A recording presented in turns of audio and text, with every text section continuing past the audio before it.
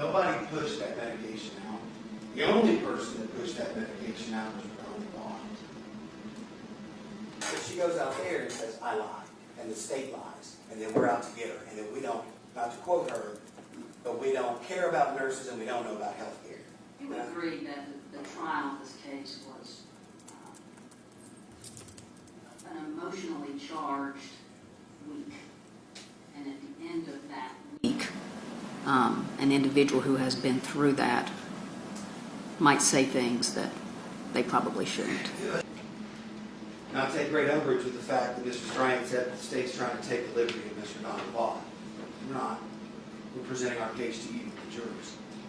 We don't decide anything but what evidence we put on, and you make the rest of the decision, and so does the judge. But the one who's responsible for this told TBI and told everybody else that she would have never given more than 1 milligram. Ladies and gentlemen, that's way more than 1 milligram. And you want me to tell you why? Mr. Strang said he thought some stuff about what the proof meant.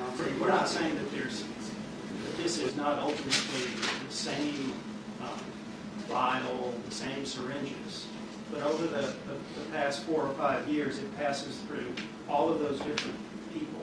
RaDonda Vaught, to Ethan Gully, to Daniel Neely, to Misty Ashby, to Diane Moat, to Gail Lanigan, who we learned through the testimony is a nurse investigator for the Department of Health, then to Diane's boss at Vanderbilt, Sandy Bledsoe, to the TBI, to the FBI. So that's a lot of people that are handling this. Again, this is a criminal case, proved beyond a reasonable doubt. And if they are trying to sell you that there was enough liquid and do this crazy ratio with the vecuronium to be the cause of death, that is a pretty thin reed. And again, this is a criminal case. And I'll tell you what I think. When she gave that interview a year later to TBI, to Shirley Pickering, she had no idea they still had the evidence. So she went back off of what she would have done, what she thinks she would have done. I would have given the bare minimum. I would have given 1 milligram. But there is far more out of that syringe than 1 milligram. Imagine what, as we have here, possibly 3 to 4. And don't just go off your recollection about how much was in the vial, because the FBI weighed it. The FBI weighed it was 5.4 when you look at that report. 5.4 milligrams of vecuronium bromide that was tested and verified as vecuronium bromide. That means there was 4.6 milligrams gone. Nobody can stand that. Nobody pushed that medication out. The only person that pushed that medication out was RaDonda Vaught.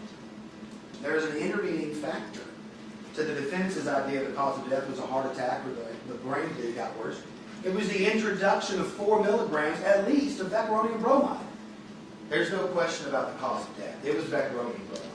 The smoke stream has to finally dissipate at some point. And I hope that happens. Some concerns about whether there was enough vecuronium that was administered to Miss Murphy to actually cause acute vecuronium intoxication? So basically what I want to know is what is the amount exactly the vecuronium was administered, yes.